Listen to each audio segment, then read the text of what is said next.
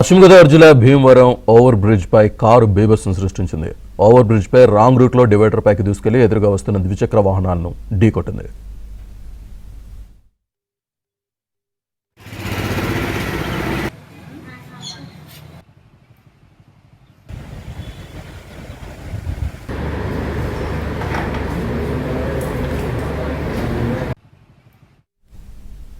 ఈ ప్రమాదంలో ద్విచక్ర వాహనాలపై ప్రయాణిస్తున్న నలుగురికి తీవ్ర గాయాలయ్యాయి. గాయపడిన వారిని ఆసుపత్రికి తరలించారు. అతివేగమే ప్రమాదానికి కారణమని స్థానికులు చెబుతున్నారు. పాలకొల్లు వైపు నుంచి భీమవరం వైపు వస్తూ ఉండగా ఈ ప్రమాదం జరిగింది.